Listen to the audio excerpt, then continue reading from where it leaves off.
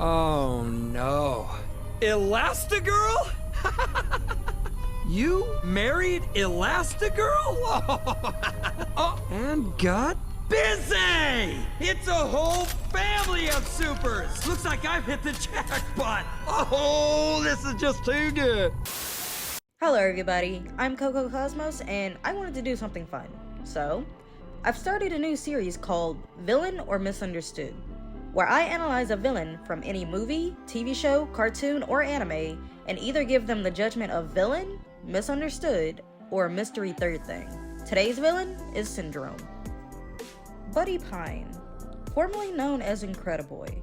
After encountering his idol, Mr. Incredible, for the second time in his life, he was determined to be Mr. Incredible's sidekick. He was his #1 fan. Unfortunately, he was rejected, but he didn't understand why. He could do even more than any super could. He was useful. He just had to show him. But during his demonstration of his rocket boots, Bon Voyage attached a bomb to his cape.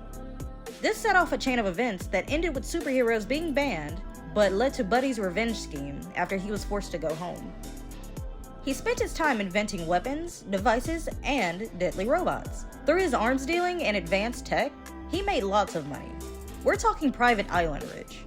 He then used said private island to lure supers into reliving their glory days so he could train his Omnidroids into taking on Mr. Incredible himself. Once Syndrome saw that even he couldn't defeat them, it was the perfect time to release them into the public. The second phase of his plan would be executed. He reveals himself as the person behind the robots, much to Mr. Incredible's surprise. Mr. Incredible apologizes, but it's too little too late for Syndrome. He catches him trying to attack during his monologue, but quickly reacts and gives him a taste of his power. A little heavy-handed with it, but he'll fix it. He then officially declares himself his nemesis. He sends a probe to double check, and it confirms that Mr. Incredible has been eliminated.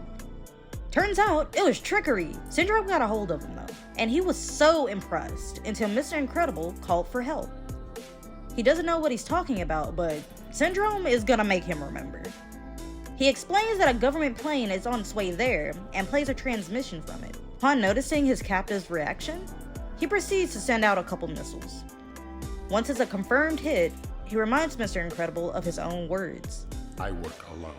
Well, he's not happy and tries to grab Syndrome, but Mirage, Syndrome's girlfriend, pushes him out of the way and is grabbed instead. Mr. Incredible threatens to crush her, but Syndrome calls his bluff, even calling him weak for not being able to. Mirage tells him later that valuing life isn't a weak trait, and to gamble with his own life next time, then she walks away clearly upset with him. But he's confused because everything turned out fine. What's the problem? He gets everything ready and sends out Omnidroid version 10. After discovering that Mr. Incredible has escaped, he interrupts his heroics and sees that he has company. A whole family of supers. While they're held captive, he lets them in on his plan all along. He lets the Omnidroid terrorize the city, then he swoops in and saves everyone. He'll be loved and revered as the hero he's always been. Mr. Incredible accused him of pretending, but he's more of a hero than he will ever be. Then, after he's bored, he'll sell his inventions so everyone can be super. And you know what they say. And when everyone's super, no one will be. He arrives on the scene, ready to take on a machine that even military-grade weapons can't destroy. He has a little trick up his sleeve, but has to make it look a little real, you know? But suddenly, his creation turns on him. It's become sentient. While dodging its attacks, one of his boots gets taken out, thus spinning him out of control, and he hits a wall. After coming to, he sees people crowding and cheering for supers that aren't him. He was supposed to save the day. They were supposed to be worshipping him. He comes up with a new plan. He'll simply take Jack Jack and mold him into his own image. And it'll be even sweeter because it's Mr. Incredible's own son. And even maybe someday, he'll be a great sidekick.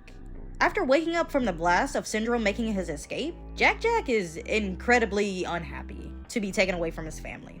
During Jack Jack's tantrum, he ends up disabling one of his rocket boots, throwing him into the wing of the aircraft. Jack Jack falls, but is caught by his mom.